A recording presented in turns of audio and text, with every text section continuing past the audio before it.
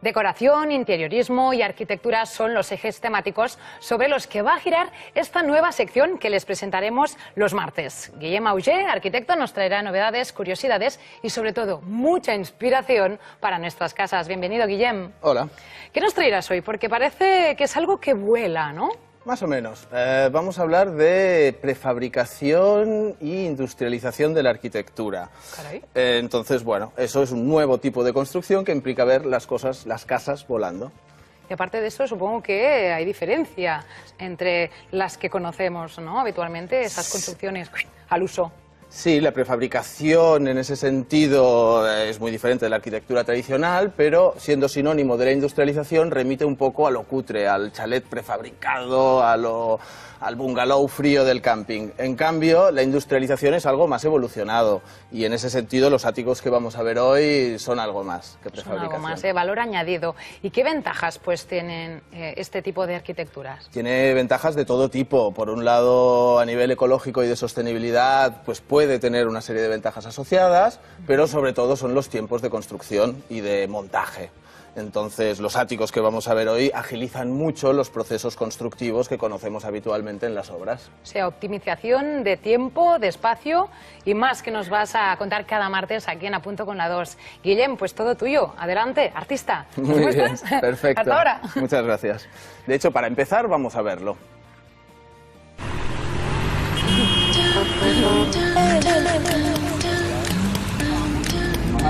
El Eixample es el distrito más poblado de Barcelona y de España, pero en la mayoría de sus cubiertas no hay nada más que antenas. La que vamos a visitar hoy es distinta. Arquitectura industrializada. Se piensa en un despacho, se construye en una nave y se coloca sobre una cubierta. Áticos que vuelan.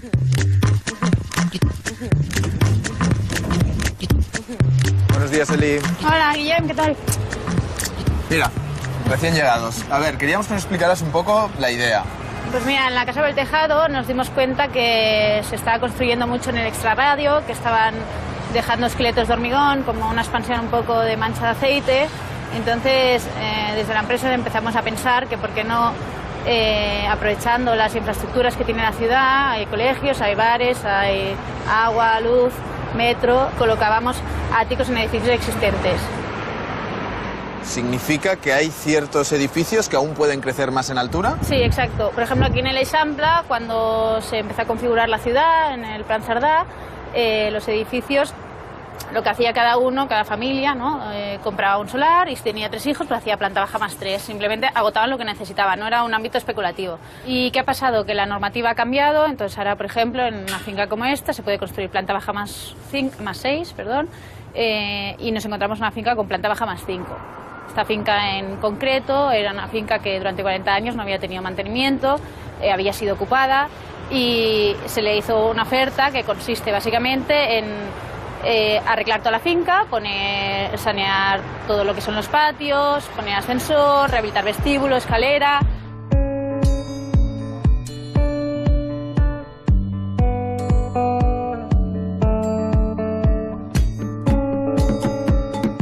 Se hace es, se calculan estas mejoras, se pone un precio, se valora cuánto vale el derecho de vuelo, que el derecho de vuelo, os explico, es el terreno que hay encima de un edificio, ¿no? Este terreno que tienen, que es propiedad de todos los vecinos, según su coeficiente, se ha valorado este terreno cuánto vale, y entonces se le da en mejoras X dinero y la resta entre uno y otro se da en dinero en efectivo, que se reparte esta propiedad. Entonces es como si comprarais un solar, pero un solar que está en la cubierta. Exacto. De un edificio. Es un solar en altura que mucha gente no es consciente que tiene.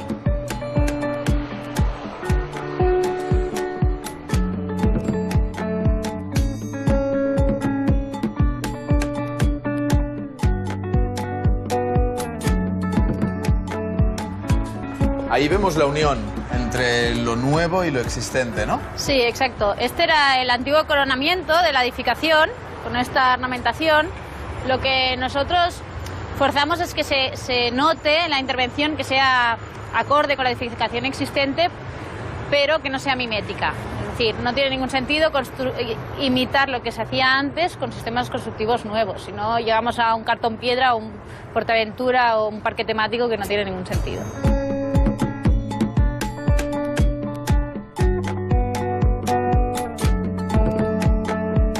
¿Cuánto tardáis en construir una casa en el tejado? Mira, la colocación se hace en un día. En este caso, justo fue el puente de San Juan y tenemos una vecina del edificio delante que nos escribió un mail que estaba sorprendida que vino, se fue el fin de semana y al volver había unos vecinos nuevos.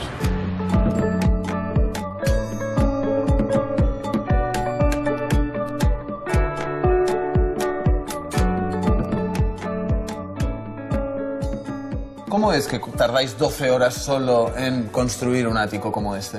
Bueno, porque en realidad esta construcción, donde estamos ahora mismo, se ha construido una nave donde se divide en diferentes módulos que son en tamaño que puede ser transportable en un camión y ser subido en una grúa en un solo día, siempre son domingos, que es cuando se puede intervenir. Y el módulo en sí viene con el baño alicatado, con la mampara puesta, la cocina terminada, con los muebles y con todo lo que haga falta. Por eso es la ventaja de poder industrializar, que esté lo máximo acabado. Si no es absurdo, es cargar en un camión aire para luego tener que terminarlo.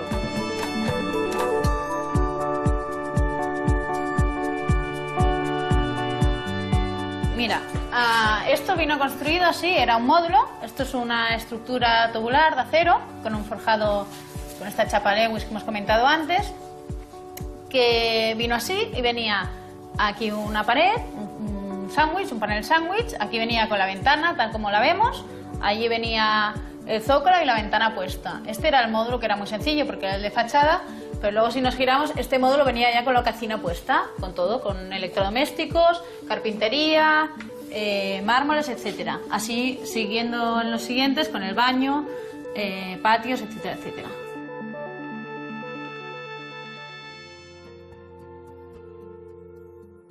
Lo que acabamos de ver es una idea muy interesante, porque por un lado permite a la ciudad crecer por dentro, no seguir extendiéndose como una mancha de aceite, y por otro lado permite mejoras en la comunidad de vecinos, que aparte de instalar un ascensor, pues pueden rehabilitar su fachada o sus escaleras.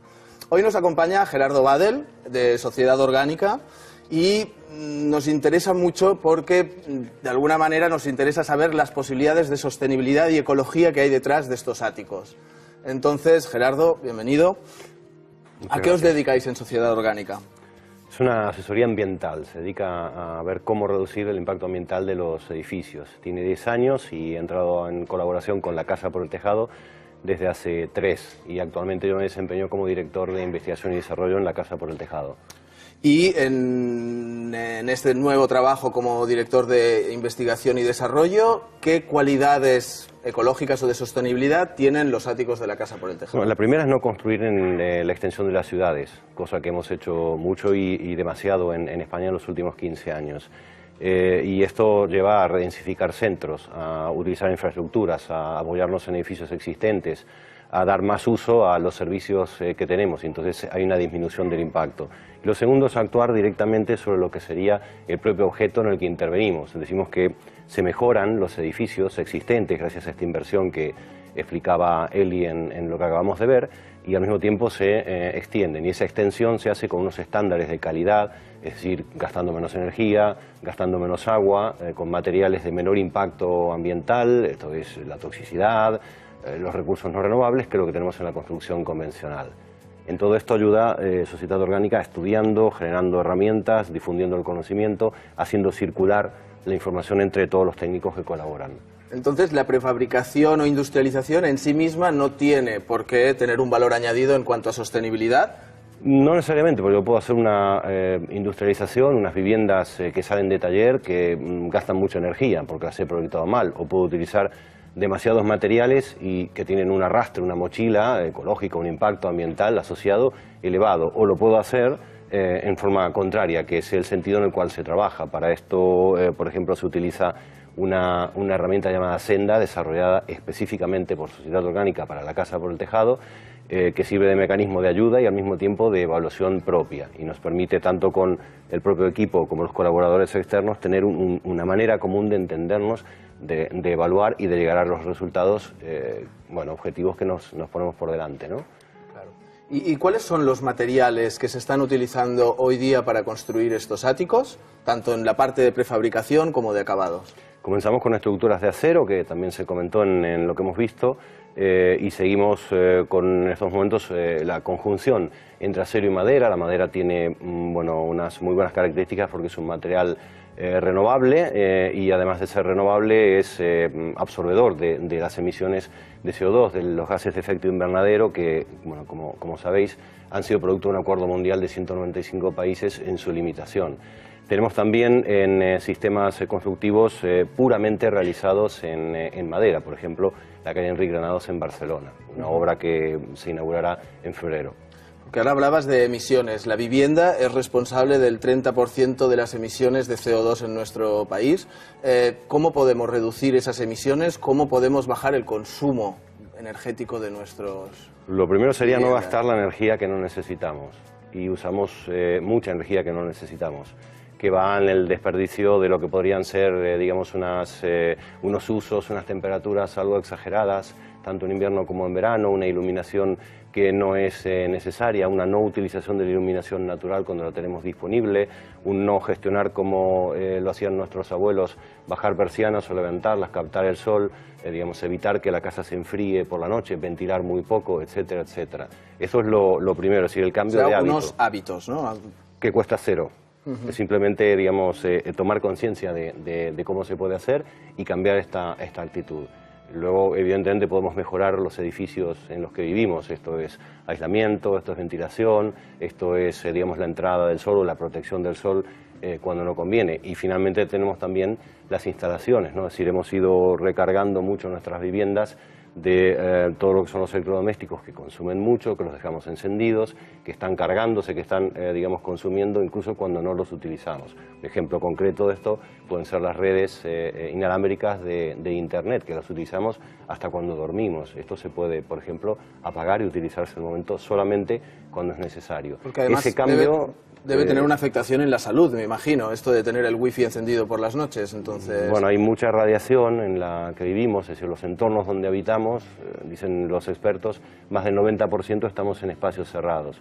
La calidad del espacio cerrado en términos de salubridad del entorno que nos rodea es inferior a la de los espacios abiertos, sobre todo por la presencia de muchos aparatos que hacen radiación, entre ellos las antenas digamos, de Internet inalámbrico, pero también muchos otros electrodomésticos, fuentes energéticas que están cargando este equipamiento que tenemos.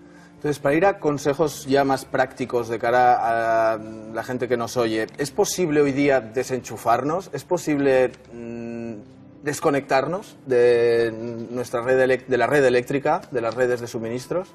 Siguiendo esta secuencia de primero, no utilizar aquello que creemos que necesitamos y no necesitamos, que es reducir las energías que nosotros vamos a emplear en la casa.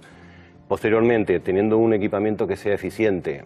Tercero, con una gestión que implique digamos, el máximo aprovechamiento de los servicios que necesitamos, pero solamente cuando son imprescindibles, y el no funcionamiento innecesario de muchas cosas, nosotros podemos reducir muchísimo, en orden de un 50, un 70% la energía que en términos promedios utilizamos en una vivienda.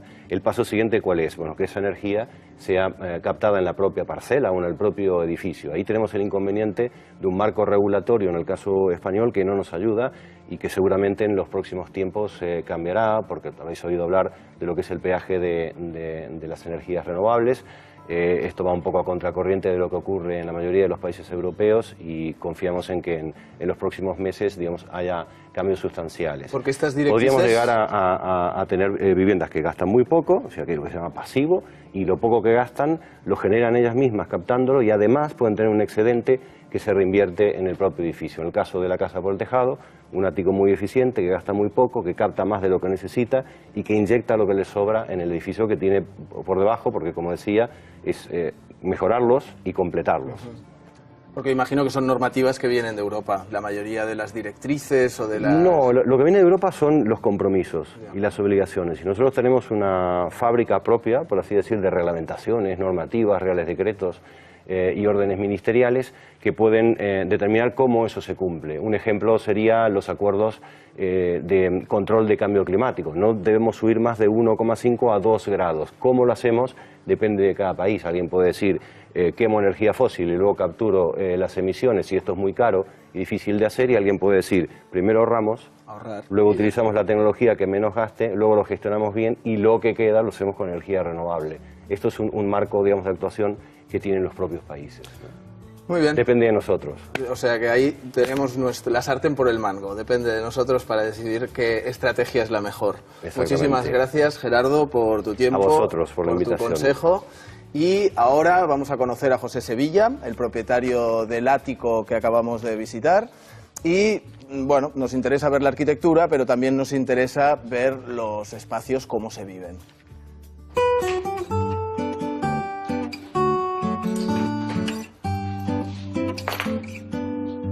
Après la pluie, on danse sous l'arc-en-ciel. Prends un peu l'air et crie, la vie est belle. Donne-moi ta main pour aller tout au rond. Vive la vie, nous nous amusons à fond.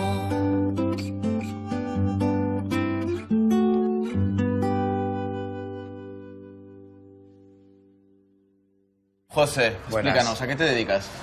Tengo una tienda de diseñadores emergentes en el centro de Barcelona. Es una plataforma aparte online donde potencio todo el tema de objetos, decoración, accesorios, todo diseñadores emergentes nacionales. Cuando entraste en esta casa, ¿tú sabías que era un edificio industrializado? Para nada. Yo cuando vi este piso en agosto del año pasado, aún no estaban ni los acabados, ni parquet, ni nada, pero no tenía ni idea de que era con este sistema nuevo de edificación. Fue más adelante en el proceso de compraventa cuando ya me explicaron cómo había sido toda la edificación, pero no encuentro ninguna diferencia. El piso tiene 110 metros cuadrados con la terraza incluida.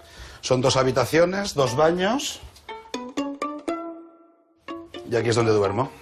¿Y qué tal? ¿Qué tal se duerme aquí? Muy bien. Al ser patio de manzana se duerme súper bien, es muy tranquilo y aparte está muy bien sonorizado. Mira, si te das cuenta, aquí están los otros vecinos y no nos oímos nada de nada. ¿Y aquí? ¿Qué rincón tan especial que tienes, no? Sí, esta terraza es la que utilizo cuando quiero un poquito más de relajación. Es mucho más tranquila y silenciosa que la otra que da Aragón. Entonces aquí es donde me relajo, leo y demás. La mezadora es de un grupo de artistas de Madrid que las hacen todas una a una bajo pedido y pues eligen la estructura, el color del trazado, todo.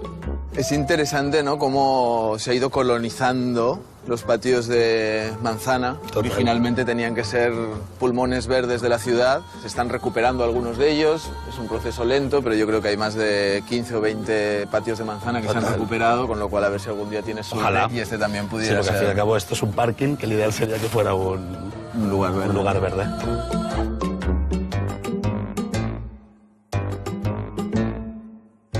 Aquí está mi despacho. Este mueble es fantástico. Explícanos de dónde sale. Es de una empresa de San Sebastián que se llama Tricu, que es la misma gente que me hizo el de Salón Comedor. Tú eliges todo, tamaño, módulos, puedes elegir si quieres un lacado de colores diferentes, si quieres con puertas, si lo quieres vacío. A ver, este retrato. Este retrato me lo hicieron hace 4 o 5 años, he cambiado un poco. Un poco más de barba, ¿no? Un poco más de barba, efectivamente, y menos pelo también. Soy un poco fanático de las lámparas y todo el concepto de lo que sea iluminación. Este octotipo lo conseguí en un mercado vintage en Berlín y como yo siempre he sido muy miope y demás, me parecía un objeto fetiche. Y después esto lo traje de Estados Unidos, que es un juego como para niños, pero me gustaba mucho estéticamente. Esta lámpara las vendo yo en mi tienda, es de una gente de Barcelona que se llama Gudam, y esto es un cuadro lámpara que se ilumina de unos chicos de Madrid, que se llama Luminaria.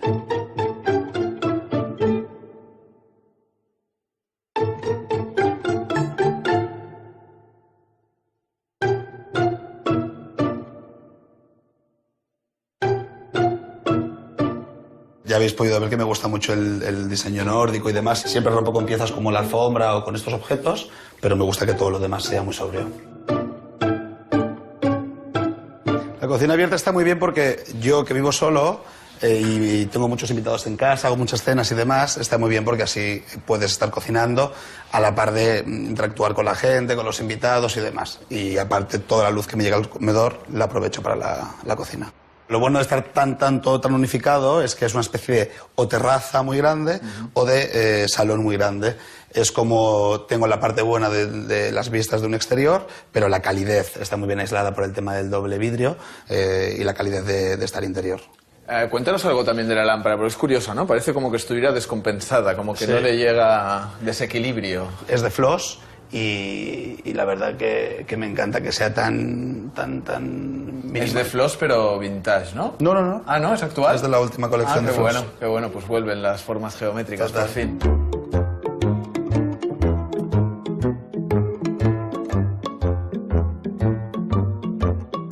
Me parece que nos querías contar algo del cuadro. Cuéntanos la historia. La historia de este cuadro justo me llegó ayer, es la última pieza de arte en la que he invertido. Es de Cinta Vidal, una artista que a mí me enamoró cuando la descubrí. Y es un poco la historia de mi vida. La casa donde nací, que es la Casa Amarilla, donde crecí con mis padres. Luego la ciudad de San Francisco, que fue donde pasé una temporada muy importante en mi vida. Buenos Aires, que fue la siguiente ciudad en la que viví un tiempo, y por último Barcelona, que son las vistas que hemos podido ver antes de mi dormitorio, las vistas que veo cada mañana. Si en la terraza de atrás buscabas tranquilidad, en este espacio, ¿qué es lo que hacemos? Este es el espacio que todo lo contrario, es el espacio social donde me reúno con mis amigos, en verano es donde hacemos todas las comidas, las cenas, y estamos aquí en el centro de Barcelona disfrutando de este sol. Muy bien, pues muchísimas gracias por abrirnos tu casa y enseñárnosla y hasta la próxima. Gracias. ¡Wow! Menudo ático, Guillem. Vaya, me ha encantado, me lo pido para Reyes, ¿eh? Y yo. ¿Encontrarán? La verdad es que me han gustado todo lo que ha contado también José, que se nota que disfruta de este ático. Me quedo con la mecedora también. Uy, sí, vaya, las vistas del ático son espectaculares y los muebles estos de los de San Sebastián también son espectaculares. Tú dirás. Oye, aparte de este caso, de este ático, nos traes más ejemplos de habitáculos prefabricados. Sí, traíamos como una serie de elementos de lo más diversos y dispersos de arquitectura móvil, prefabricados, etcétera. De hecho, empezamos con... Venga, empezamos por el primero. ¿Vamos a dar una vuelta por el mundo también? Sí, nos vamos a mover hasta Chile. Esto es la tiradura de casa y es un proceso muy interesante, que es como una fiesta de la mudanza, que es cuando, pues eso, cuando un vecino tiene que mover su vivienda del lugar, del sitio donde está puesta la vivienda, pues entre todos los vecinos, sea por mar, o sea por lago, o sea por tierra, pues se dedican a ayudarle a mover literalmente la casa pues de un lugar a otro. Tú dirás, si parecen entre casas flotantes e inundadas, no sabes bien de qué se trata, ¿no? Es en todo Latinoamérica, es un proceso, este concreto es de la isla de Chiloé, al sur de Chile, pero es un proceso que en todo Latinoamérica tiene una cierta tradición. Y un proceso que es toda una fiesta porque todos se implican, todos ayudan, todos van a una. Es como una fiesta comunitaria donde comen, beben y bueno, podríamos encontrar muchos. Y aparte que el nombre es muy curioso y muy divertido. ¿Cuál es? Las mingas. Son las mingas. Lo que acaban de ver son la minga. O sea que vamos por otro ejemplo, va. Venga, ahora vamos a empezar a hablar de contenedores, que es algo que parece que, bueno, está muy de moda. Este en concreto que vamos a ver hoy es el de la oficina R2, que es una empresa de contenidos, que se colocó en un jardín y es obra del estudio Simple. De hecho le llaman contenedor simple, oficina simple. Y en este caso pues es un contenedor evidentemente tuneado, como todos los que vemos que se utilizan para generar espacios, que tenía que ser una oficina, pero que tiene esta capacidad como de transformación interior, pues para pasar un poco entre vivienda, anexo y oficina o estudio. O casi que en tu terraza, podrías... Sí, esto es un elemento que de hecho lo interesante es que en este caso se colocó en este jardín, pero que si un día tú te vendes tu casa o dejas el alquiler y pasas a otra vivienda, pues te podrías llevar tu oficina a cuestas. Claro, a cuestas. Una parte de tu casa te la llevas en la mochila. Otro tipo de cápsulas o contenedores, los siguientes. Sí, el siguiente caso, de hecho, bueno, estamos viendo varias fotos de cómo se han organizado. El siguiente caso que vemos es el de el Better Shelter, que son los habitáculos para refugiados que ha producido la fundación de IKEA. Que son unos habitáculos de unos 17 metros cuadrados que se pueden empaquetar en dos paquetes de nada, apenas 80 kilogramos cada uno y que se pueden construir mediante 4 personas en apenas entre 4 y 8 horas. Vaya, seguro que no pesan nada, que son fáciles también de montar. Ya lo veis aquí también unos ejemplos, un par de 2, 4, 6, 8, 10 que se veían en un corto espacio, ¿eh? Sí, los campos de refugiados es un tema que en arquitectura ha preocupado siempre mucho. En este caso, la Fundación de IKEA ha trabajado con los propios refugiados para decidir algunos de alguna manera, de los componentes y del cómo se generaban estos espacios. Son espacios seguros, pues se pueden cerrar por dentro, que es un aspecto muy importante. Tienen una pequeña placa solar que permite generar luz para 4 horas, con lo cual, pues para cargar móviles o para un cierto uso. Y en ese sentido, yo creo que es una apuesta que, al margen de que a veces nos cuesta cuando la empresa privada se mete en esta cosa de la ayuda humanitaria, es cierto que, bueno, que es lo mínimo. Pero hablemos de quién los compra, porque lamentablemente a día de hoy son muy útiles. Sí, en este caso yo creo que el aval que de alguna manera tiene IKEA o la Fundación de IKEA para generar esto es interesante, porque ACNUR ya ha comprado 10.000 unidades de este refugio de 17 metros cuadrados y en ese sentido supongo que es un proceso que si ahora recién se inicia pues irá más. Vaya, y no solo tenemos ejemplos de habitáculos, sino también de los artífices, de los que trabajan detrás, arquitectos curiosos también. Sí, ahora vamos a hablar de Santiago Cirujeda, que si hemos empezado con esto de la arquitectura social, pues podría ser uno de los máximos exponentes que tenemos en nuestro país de la arquitectura social. Santiago es un arquitecto sevillano, que, bueno, aquí le ves, debajo de uno de lo que él le llama arañas. Sí, lo parece. Estos son unos bichos que él ha instalado tanto en interiores como en exteriores y que tienen esta calidad de alguna manera dejar el paso por debajo libre. Esto él le llama la casa pollo, es una casa desmontable o montable, se monta también en pocas horas y utiliza materiales normalmente que quedan ocultos o que son de apoyo en las obras y en la construcción, pero que no son los habituales para utilizar como acabados. Y en este caso era una vivienda mínima que presentó en un festival de arquitectura aquí en Barcelona y hace muchos años, pero que, bueno, da mucho que hablar.